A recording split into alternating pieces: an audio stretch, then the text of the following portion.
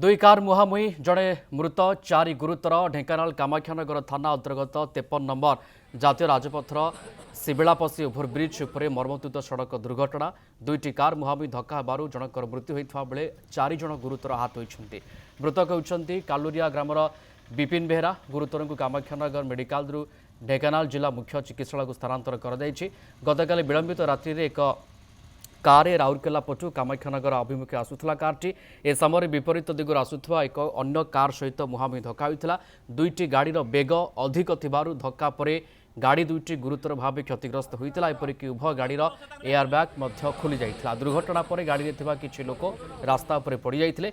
घटना देखि स्थानीय लोके तुरंत आंबुलांस को खबर दे आहत मानकु कामाख्यानगर मेडिकल रे भर्ती कराइथिले।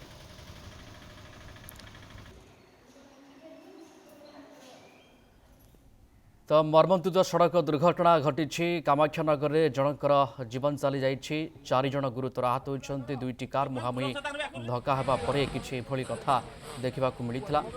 53 नंबर एनएच शिबिलापसी ओभरब्रिज रे यह दुर्घटना घटी। विलंबित रात्रि में दुईटी कार मुहांमुही धक्का हेबा परे जनकर जीवन चली जाइए। 4 जन गुरुतर आहत होती। आहत को प्रथमे कामाख्यानगर मेडिकल को पठा जाइथिला। परवर्ती समय से अधिक चिकित्सा जिला मुख्य चिकित्सालय को स्थानांतर कर घटना पर पुलिस नजर रखी।